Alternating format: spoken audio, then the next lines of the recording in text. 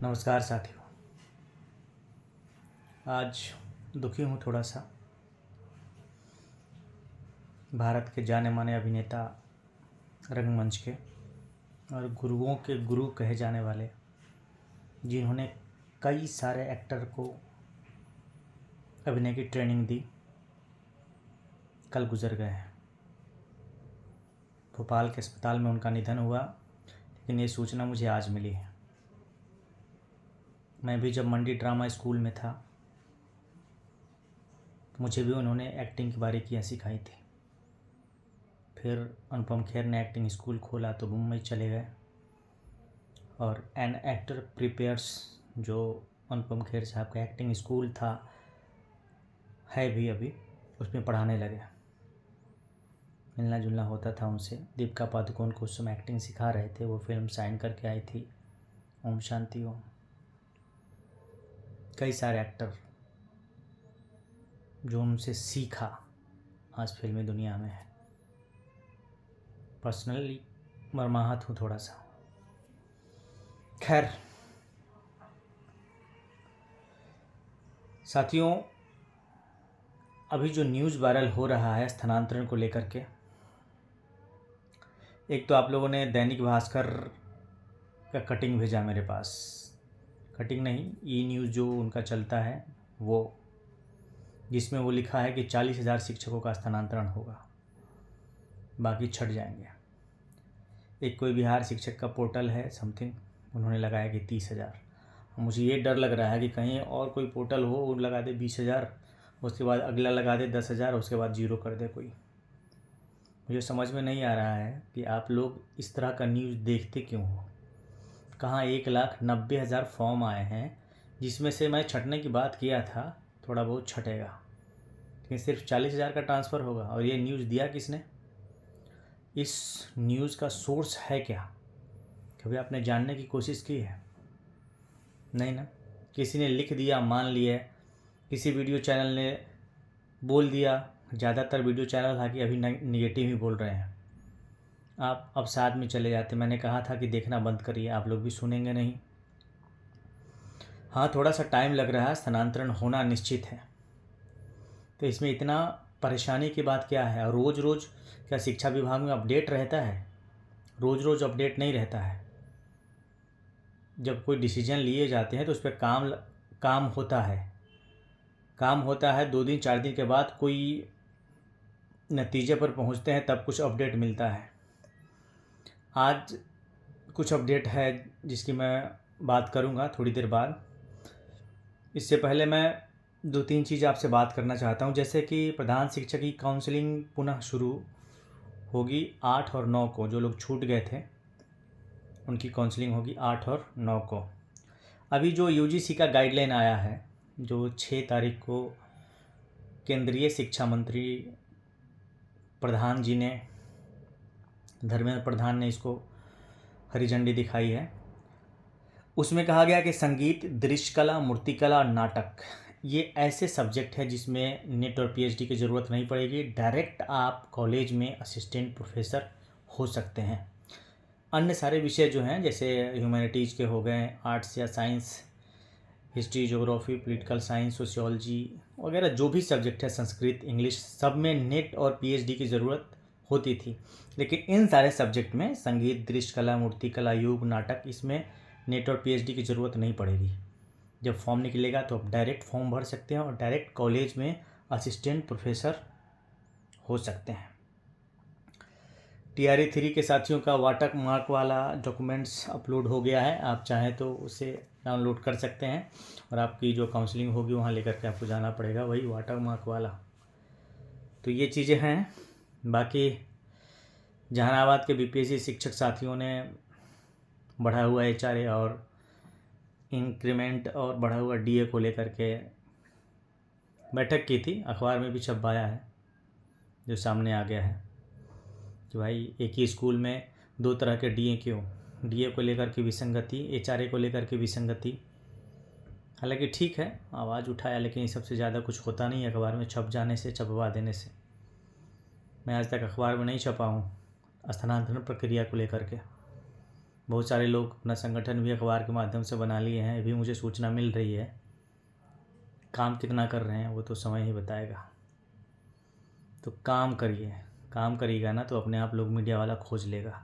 वो जा कर के न्यूज़ देने और फ़ोन करके न्यूज़ बताने की ज़रूरत नहीं पड़ेगी। ज़रा से इसको लगा दीजिएगा, हम लोग अभी मीटिंग किए थे एक, उसके लायक बनिए, काम करिए, काम कराइए।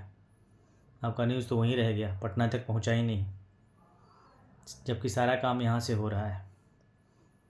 यहाँ से जो अपडेट हो रहा है सिस्टम, वो जब तक नहीं लेगा, हालांकि शिक्षा मंत्री जी ने मार्च तक की बात कही थी।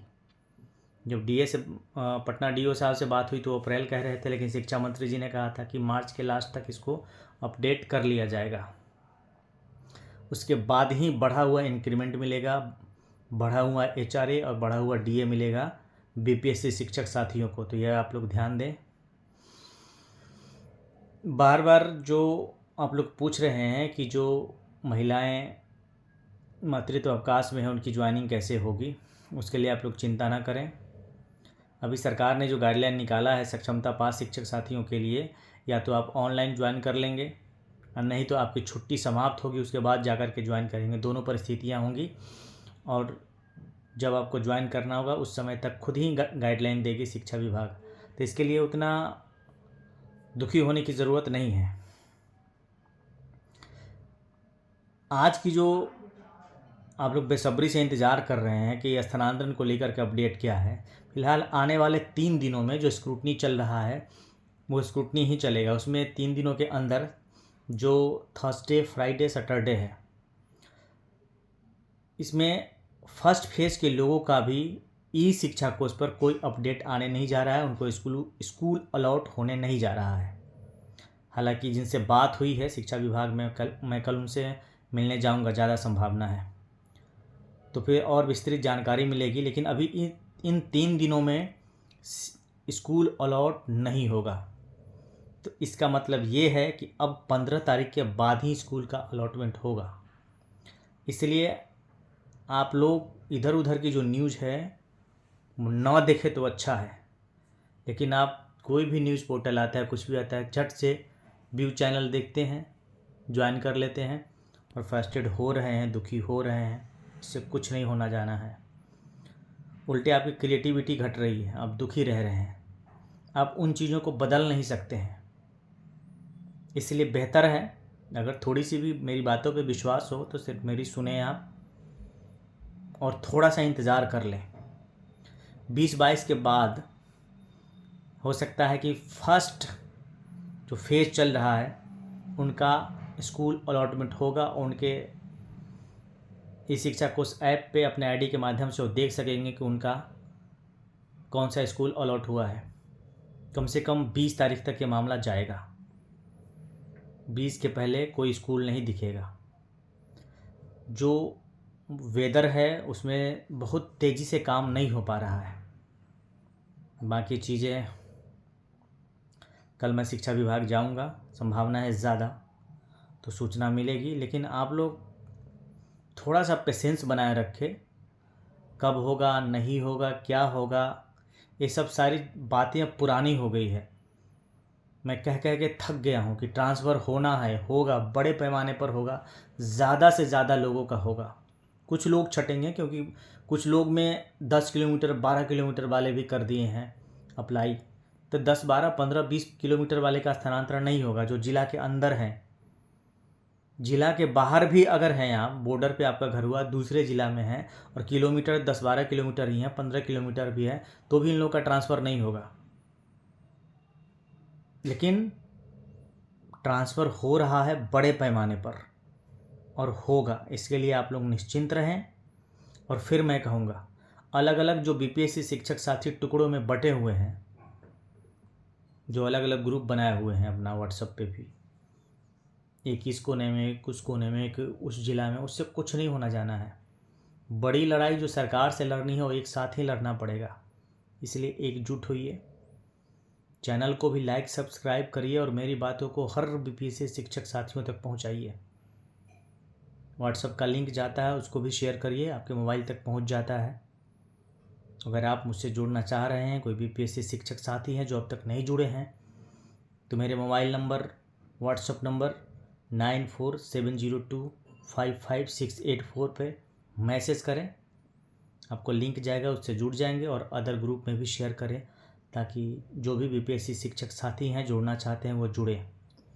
सरकार से लंबी जो लड़ाई होगी या केंद्रीय लड़ाई होगी, उसमें एकजुट होना ज़रूरी है। अकेले अकेले कुनबा बना करके कोई भी लड़ाई आप लड़ नहीं सकते हैं सरकार से। ठीक है, 10 20 50 100 लोगों का या 200 500 लोगों का आप सर हो सकते हैं, लेकिन सरकार से कोई काम कराना बहुत ही मुश्किल हो जाएगा, टुकड़ों टुकड़ों में बटे रहेंगे तो। खैर, आप लोग समझदार हैं, ज़्यादा कहने की ज़रूरत नहीं है। वीडियो को लाइक, सब्सक्राइब और शेयर ज़रूर करिएगा ताकि ज़्यादा लोगों तक पहुंच सके। Thank you. मैं अशोक क्रांति।